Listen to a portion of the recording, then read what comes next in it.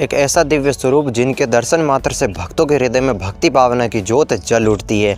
मेवाड़ की पवित्र भूमि नाथद्वारा में विराजमान श्रीनाथ जी की मूर्ति केवल एक मूर्ति नहीं है, बल्कि प्रेम, भक्ति और रहस्य और चमत्कारों की जीवंत गाथा है। श्रीनाथ जी कौन थे, किस प्रकार उनका प्राकट्य हुआ और किस तरह वह नाथद्वारा पहुँचे और क्यों औरंगजेब उनके विग्रह को तोड़ना चाहता था और उनकी दाढ़ी में लगे इस हीरे का क्या रहस्य है, आज श्रीनाथ जी से जुड़े इन्हीं सब सवालों पर आज इस वीडियो में हम चर्चा करने वाले। तो आप वीडियो पूरा ज़रूर देखिएगा। इस वीडियो को देखने के बाद आपका श्रीनाथ जी से जुड़ा जो भी ज्ञान है वो बढ़ जाएगा और आपके ज्ञान में बहुत ज़्यादा वृद्धि हो जाएगी।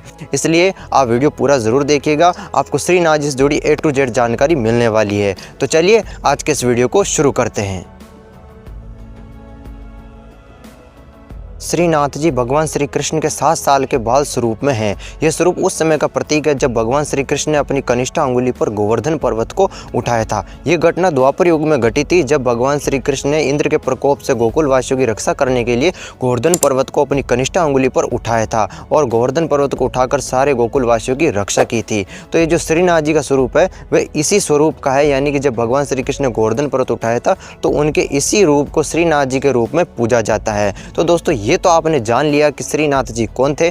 अब हम ये जानते हैं कि श्रीनाथ जी का प्राकट्य कैसे हुआ। तो दोस्तों बात है 14वीं शताब्दी की, जब एक ग्वाले ने देखा कि उसकी गाय गोवर्धन पर्वत के पास जाकर एक निश्चित स्थान पर सारा दूध गिरा देती है। तो जब उस ग्वाले ने वहाँ पर खुदाई की तो वहाँ पर श्रीनाथ जी का विग्रह प्रकट हुआ। ये मूर्ति स्वयंभू मानी जाती है। स्वयंभू का अर्थ होता है जो किसी इंसान द्वारा निर्मित ना हो। तो जब ये घटना आसपास के लोगों को पता चली, आसपास के लोगों को इस बारे में पता चला, तो उन्होंने इसे भगवान का चमत्कार मानकर उनकी पूजा अर्चना शुरू कर दी। श्रीनाथ जी की सेवा का श्रेय महान वैष्णव संत वल्लभाचार्य जी को जाता है। वल्लभाचार्य जो कि वल्लभ संप्रदाय के संस्थापक थे और भक्ति आंदोलन के प्रवर्तक थे। वल्लभाचार्य जी को विक्रम संवत 1549 में श्रीनाथ जी ने प्रत्यक्ष दर्शन देकर कहा था कि वह उनकी विधिवत रूप से स्थापना करवाए। उसके बाद भगवान श्री कृष्ण के आदेश पर वल्लभाचार्य जी ने गोवर्धन पर्वत के पास में श्रीनाथ जी की विधिवत रूप से स्थापना करवाई और उनके कई नियम सेवा के बनाए कि भाई किस प्रकार उनकी सेवा होनी चाहिए, किस प्रकार उनका भोग लगना चाहिए। वह सब सेवा के नियम उन्होंने बनवाए और दिन में 8 बार होने वाली सेवा आरती की परंपरा भी उन्होंने शुरू की थी। इसलिए नाथद्वारा में आज भी श्रीनाथ जी की दिन में 8 बार सेवा आरती होती है। 1669 और 1670 में औरंगजेब ने एक शाही फरमान जारी किया, जिसमें आदेश दिया गया था कि काशी और मथुरा के प्रमुख हिंदू मंदिरों को तोड़ दिया जाए। उसने 1670 में मथुरा के केशव देव मंदिर को ध्वस्त कर वहां पर ईदगाह का निर्माण करा दिया। तो जब औरंगजेब के शासनकाल में हिंदू मंदिरों पर हमले बढ़ गए थे तो यह खतरा गोवर्धन पर्वत पर भी आ पहुंचा। वहाँ पर श्रीनाथ जी के विग्रह को लेकर मंदिर के पुजारी को चिंता होने लगी कि कहीं औरंगजेब मंदिरों को तोड़ता हुआ यहाँ ना आ पहुँचे और भगवान के विग्रह को खंडित ना कर दे। इसलिए इस चिंता को देखते हुए, इस माहौल को देखते हुए मंदिर के पुजारियों ने निर्णय लिया किया कि क्यों न श्रीनाथ जी के विग्रह को यहाँ से हटाकर किसी सुरक्षित स्थान पर ले जाया जाए। उसके बाद वल्लभाचार्य जी के वंशज दामोदर दास बैरागी श्रीनाथ जी के विग्रह को लेकर वृंदावन से सीधा जयपुर आ जाते हैं। जयपुर के तत्कालीन महाराजा श्रीनाथ जी को चौपासनी में रुकवाते हैं। तो जब वहाँ पर भी खतरा महसूस होता है तो उसके बाद पाटौदी बाड़मेर के ठाकुर श्रीनाथ जी की सुरक्षा का बीड़ा उठाते हैं। फिर दामोदर दास बैरागी श्रीनाथ जी के विग्रह को लेकर पाटौदी आ जाते हैं। श्रीनाथ जी 6 माह तक पाटौदी में रुकते हैं, इसलिए श्रीनाथ जी का पाटौदी से गहरा संबंध है। तो जब वहाँ पर भी खतरा महसूस होता है, वहाँ पर भी असुरक्षित लगता है, तो उसके बाद दामोदर दास बैरागी श्रीनाथ जी के विग्रह को लेकर मेवाड़ महाराणा राज सिंह जी की शरण में आ जाते हैं। मेवाड़ महाराणा राज सिंह जी उन पुजारियों को और उन सबको वहाँ पर शरण देते हैं और औरंगजेब को ललकार कर कहते हैं कि जब तक मेवाड़ में एक भी राजपूत जिंदा है तब तक श्रीनाथ जी के विग्रह को कोई भी मुगल हाथ नहीं लगा सकता। ऐसा माना जाता है कि जब वे पुजारी श्रीनाथ जी के विग्रह को बैलगाड़ी में रखकर लेकर आ रहे थे तो रास्ते में राजसमंद के सिहाड़ गाँव में वो बैलगाड़ी का पहिया गड्ढे में धंस जाता है। तो पुजारियों ने खूब कोशिश की, लेकिन वो पहिया वहाँ नहीं निकला। तो पुजारी ने सोचा कि लगता है भगवान यहीं पर विराजमान होना चाहते हैं, इसलिए फिर वे वहीं पर भगवान को विराजमान करने की योजना बनाते हैं। उसके बाद मेवाड़ महाराणा राज सिंह जी वहीं पर सिहाड़ गांव में बनास नदी के किनारे पर भगवान श्रीनाथ जी का एक भव्य मंदिर का निर्माण कार्य शुरू करवाते हैं, जो 1671 में बनने का काम शुरू हुआ था और फरवरी 1672 में जाकर पूर्ण हो जाता है। इस मंदिर में वल्लभ संप्रदाय की परंपरा के अनुसार पूजा अर्चना होती है, इसलिए यहाँ पर वल्लभ संप्रदाय की प्रधान पीठ है। यहाँ पर श्रीनाथ जी को दिन में अलग अलग समय पर अलग अलग तरह के भोग लगाए जाते हैं। यहाँ पर लोग श्रीनाथ जी को एक राजा की तरह पूजते हैं और यहाँ पर श्रीनाथ जी के वास होने के कारण इस गांव को नाथद्वारा कहते हैं।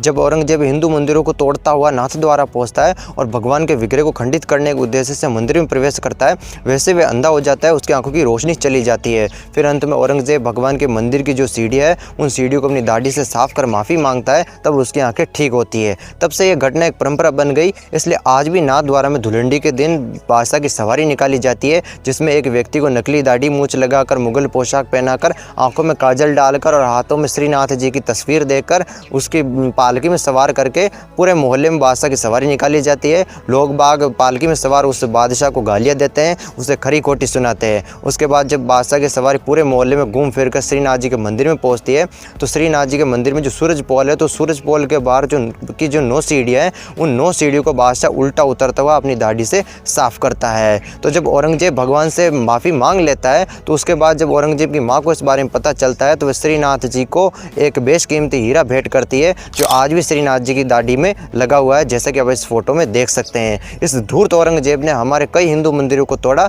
तो हमारे हिंदू देवी देवताओं ने भी इसको खूब परिचय दिए।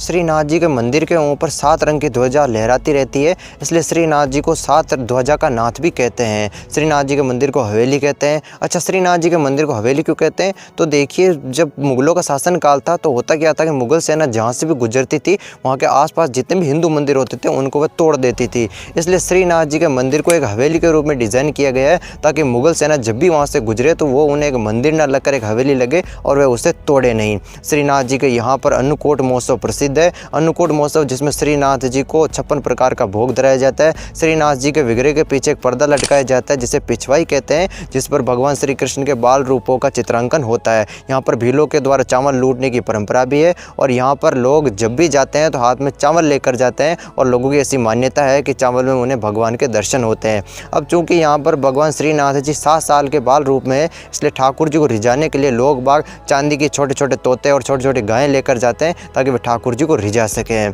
तो दोस्तों, ये थी छोटी सी जानकारी श्रीनाथ जी से जुड़ी। अब मैं आशा करता हूँ कि आपको इससे बहुत कुछ सीखने को मिला होगा, बहुत कुछ जानने को मिला होगा। दोस्तों, हमने भगवान देवनारायण का भी इतिहास पूरा अपने इस चैनल पर बता रखा है, तो अगर आप भगवान देवनारायण के बारे में जानने की इच्छा रखते हैं तो इस वीडियो के एंड में एक प्लेलिस्ट आएगी, तो आप उस पर जा करके भगवान देवनारायण का इतिहास भी अच्छे से देख सकते हैं। अगर आपको ये जानकारी पसंद आई हो तो इसे अपने मित्रों में और परिवारजनों में भी ज़रूर से साझा कीजिएगा, और अभी तक आपने हमारा चैनल नहीं ज्वाइन किया है तो उससे भी ज्वाइन कर लीजिए। हम आपके लिए इसी तरह की रोचक और ज्ञानवर्धक जानकारी लाते रहेंगे। तो चलिए मिलते हैं ऐसे किसी नई रोचक और ज्ञानवर्धक वीडियो में। तब तक के लिए सभी प्रिय दर्शकों को राधे राधे, जय श्री कृष्ण।